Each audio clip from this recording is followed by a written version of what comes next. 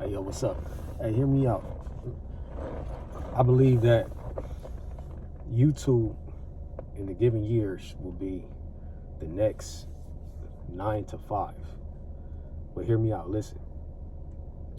When I say that, I don't say that in retrospect to doing YouTube and being a employee type slave to a system or anything like that, because it does have its differences, but it also has some similarities. And we could start with the similarities first. So YouTube being the next 9 to 5, because I believe the regular 9 to 5s in the later part of the or the later decades will eventually kind of phase out or fade away. On my other video, I had talked about with Bill Gates and his perspective of what's going to happen in the next few years as the normal working class workforce of the 9 to 5, their work weeks are going to be cut down dramatically to about 2 to 3 days a week to work.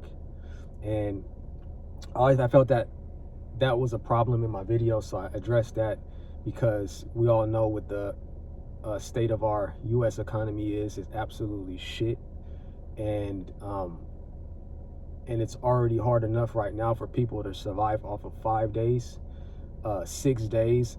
Also with overtime, people are still having a hard time, and it's going to be one of those things where the existing 9 to 5 is going to be a thing of the past.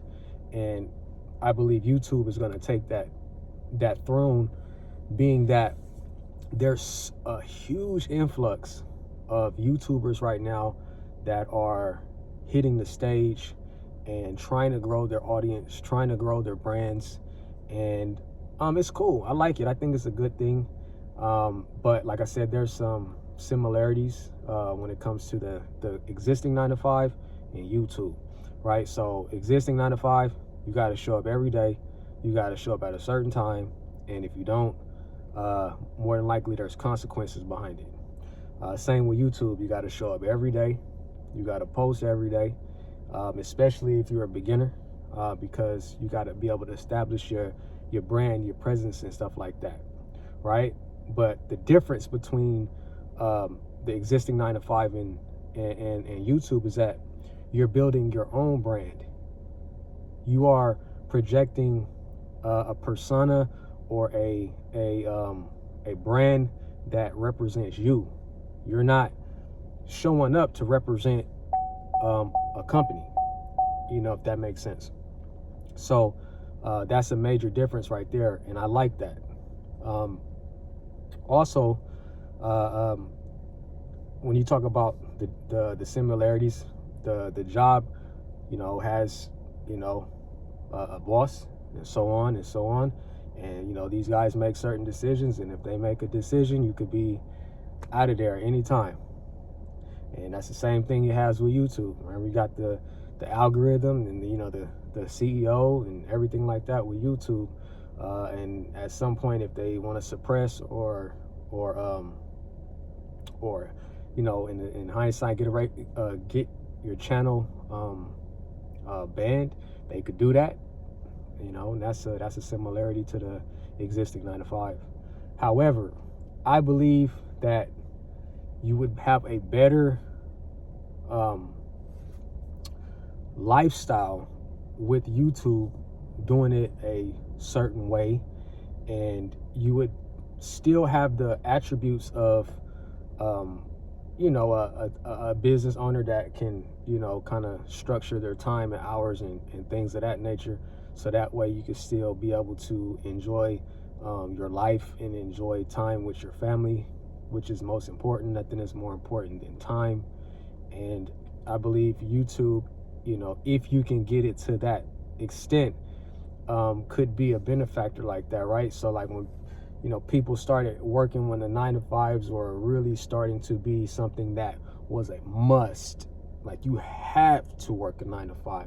Like people were coming in and they were making, you know, $20 an hour, $23 an hour, $24 an hour, and at certain times of the timeline, that was very special in, you know, within that timeline. Now you have YouTube where, you know, people are starting to realize that you could build your own brand and get paid from it, and at the same time you don't have to have nobody really telling you what to do or what time you need to be there, or you need to do things this way, or you're, you know, gonna get written up, or you're gonna be fired, or things of that nature. So I think that, you know, this is a catalyst that's going to push more people from the existing 9 to 5 to being a YouTuber, like I said, where they can build right now and make it something big. So then within like the next 5 to 10 year span,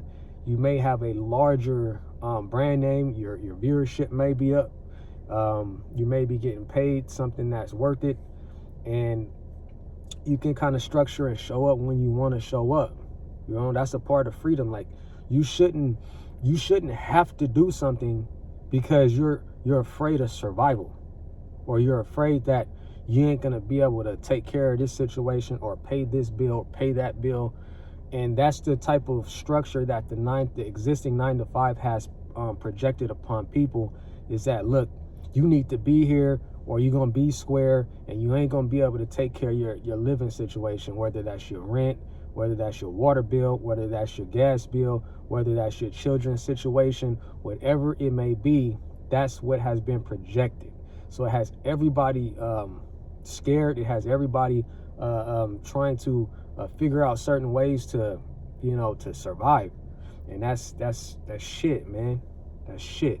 That's no way that's no way to project a utopia, a happy, driven lifestyle. Am I saying everything gonna be perfect all the time? No, I'm not saying that. But at the same time, you shouldn't have to be in survival mode day 1 through day 7, right?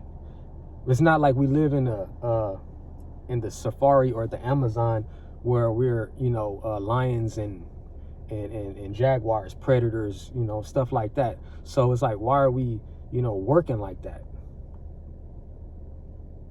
Does that make sense?